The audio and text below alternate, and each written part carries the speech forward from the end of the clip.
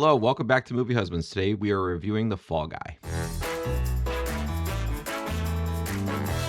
After leaving the business 1 year earlier, battle-scarred stuntman Colt Seavers springs back into action when the star of a big studio movie suddenly disappears. As the mystery surrounding the missing actor deepens, Colt soon finds himself ensnared in a sinister plot that pushes him to the edge of a fall more dangerous than any stunt. The film is directed by David Leitch and stars Ryan Gosling and Emily Blunt. So Matt, what do you think of The Fall Guy? All right, so we have David Leitch here. He co-directed the original John Wick film. I think that his first directing credit. And then he went on to direct things like Atomic Blonde and most recently Bullet Train, which I admit we have not actually seen, which I kind of wanted to see that movie. I don't know why I haven't seen it. It looked kind of exciting from the trailer. Yeah, well, you're welcome to watch it. Anyways, he is a stunt coordinator and stunt actor. That makes a lot of sense for this movie as it really is an ode to stunts, which I'm sure everybody's saying. That is very apparent by the end of the movie. The credits are something you want to stay around for in this movie because you get to see all these stunts taking place that were done during the movie, which I thought was really cool. I really like that too. Yeah, that was really cool to see because it put a lot into perspective of what we saw during the movie. But when it came to The Fall Guy, I really enjoyed myself. I had a great time. It actually reminded me of a lot like 90s and early 2000s films. You have your bad guy and then you have your good guys, and the way that these stories converge by the end where everybody comes together and helps out and fixes it and makes it all better. It's like such a 90s thing. Yeah. That's exactly what the plot of this movie really entails, and that's it. So it's really just about the fun. But yeah, I really enjoyed myself. I thought it was okay. I guess if I was like a super cool online person, I would say that I thought it was mid. There's nothing offensive or particularly poor about it. It's always watchable. It's always serviceable. Frankly, I think aside from some pretty cool stunt sequences, like the ones you were talking about, it doesn't seem like much effort was really put into it. I'm not talking about like thoughtfulness. Like I didn't walk into this film expecting some sort of like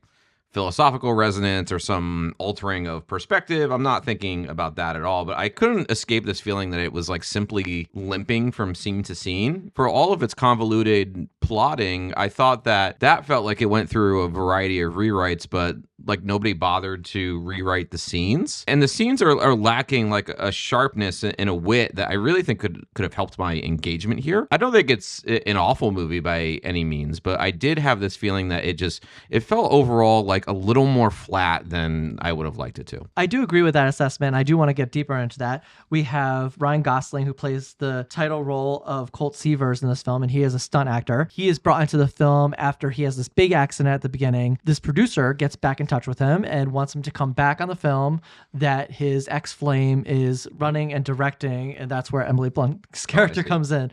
But I do get what you're saying because it feels like there's so much focus on like the stunt work in the movie that there is so little focus on their relationship. He just walks away from it all and just leaves her hanging after she wanted to be there to help him. So I think all that is just very haphazardly done. haphazardly done. Yeah, so I noticed this about halfway through the film that the dialogue could have been a lot tighter. There could have been a bit more wit to it or like quotable lines. The scenes just felt very flat, almost as if their sole function was to just advance the plot forward, which I understand is one of their functions, but to use the metaphor that the film likes to use is maybe they could have like wrapped it in some bacon so that it was a bit more fun. I would say that I think the movie is too long. I think it's too long too. And it felt a little lazy to me in terms of like, if you told ChatGPT to write this movie, is that what it would look like? No, I think that's kind of fair because I think a lot of what is fun about this movie has more to do with the stunt work and frankly the charisma of the actors than it has to do with the writing. Like in addition to that, I don't think the characters really felt that unique or fleshed out to me. For instance, there were some breadcrumbs with this Gail character that I thought were really funny and could have been milked for comedy. She's hyper anxious. She lies a lot. I think she's like a closet alcoholic. Like she seems to be drinking constantly. Anyway, it felt like there were enough details to make a strong and very comedic character there that never really came to fruition. What's interesting is we could compare this to John Wick in a way because he did co-direct the original John Wick. Yeah. Compare like the most recent John Wick film, John Wick 4. It's like that has a lot of the same things going for it. It's a focus on the stunt work. It's not really a focus on the narrative. But with that said, there is like a propulsion to the scenes. Yeah. The way the humor is built into it that I think this film did lack. I was thinking that in my self-reflective way because I know that I'm always too hard on mainstream movies, but we just saw Monkey Man recently that is a mainstream film that I really felt like had a lot to offer in way of fun and sharpness and like a little bit of edge, but it's still something that I think mainstream audiences would totally enjoy. Ditto the John Wick films. Again, this is not like a bad movie. I don't think that there's much here to really grab onto. Okay, well, our light just went. Well, by light. besides the relationship aspects of Ryan Gosling and Emily Blunt, I did think they had a lot of chemistry on screen. For as much as I didn't like the writing, I actually think Gosling and Blunt are like terrific in this movie. I think that they absolutely milk every scene for anything that it could have, and they actually go beyond, in my opinion, the written word and bring quite a bit more than seems to be there in the script. There was a great car sequence that happened with a Taylor Swift needle drop, Yeah. which I really enjoyed thoroughly. I really loved the bar scene where she is singing a very popular Phil Collins song. That was my favorite scene in the movie. Just like the idea of intercutting between that song and there's an action sequence going on at the same time. I thought that was kind of brilliant and brought this really interesting aspect to an action scene that I hadn't quite seen before. It was just kind of a cool way to score it. And I thought that action scene was one of the best of the entire film. How Ryan Gosling is really strapped into this moving truck that's like falling apart as it's racing through these streets and over these bridges. It stood out to me as being, I haven't seen that before. This film had this very meta quality of being a movie within a movie.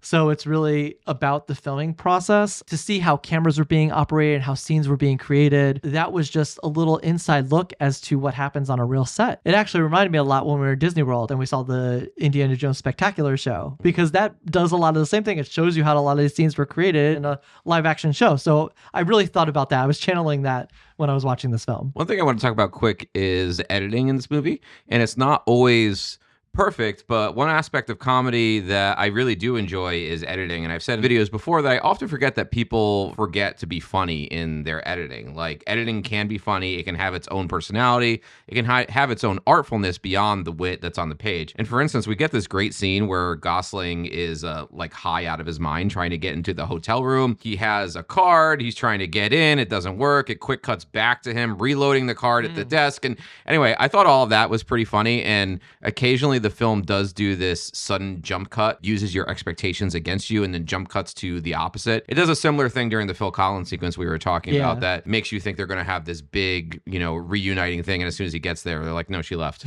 So anyway, some of the editing in this movie I think is actually pretty funny. I wish that they had use it a bit more often, or maybe they had more sequences that could have been using editing for comedy, but where they did use it, I thought was really great. Yeah, I think the identity of the comedy in this film needed a little fine-tuning. Yeah. They had pieces of things that I saw there. Like, I loved the dog. And the French command dog. The French command dog. So I feel like it was just used in certain moments, but then it lacked in others. But there's the other light.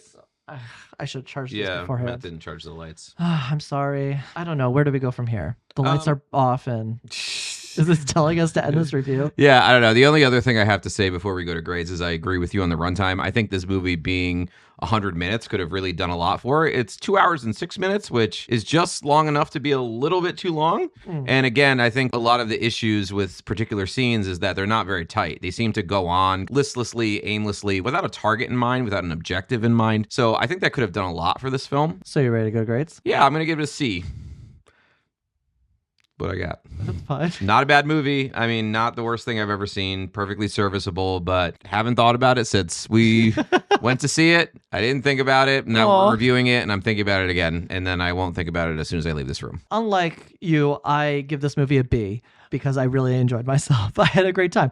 I knew exactly what it was going for, and I enjoyed it for what it is. There's nothing more to it than that. So I'm not like grading up against other films that I've given Bs for. One grade below Challengers is how good you think this movie is? I'm not comparing the two. Is what I'm saying is this movie is giving me a B for what it is in comparison to movies that do similar things. We didn't mention Aaron Taylor Johnson. Oh, he's having fun in this movie. Yeah, he was having a lot of fun in this movie, and I thought he was underutilized. I agree. And also, I thought Stephanie Sue, I love seeing her, but I also thought she was underutilized. This movie for like 5 minutes. Yeah, she plays Aaron Taylor Johnson's like what is she? Publicist or something like that? I can't remember. I don't know. She's in the car scene. She's in like one of the best scenes in the movie. She was like walking his dogs, and then she also had his phone, which has specific information that's she pertinent brought to the French movie. dog into the movie. Yeah. So. But she was really hilarious, and I love seeing her because I think she's great. She's like an Oscar nominee. Yeah. You got to use her more. Otherwise, I thought the stunts were really great. I really loved seeing the stunts. I think we didn't talk about that enough. There was some great car stunt work that was done in this, especially running through a bunch of streets. I love the credits for showing how all those things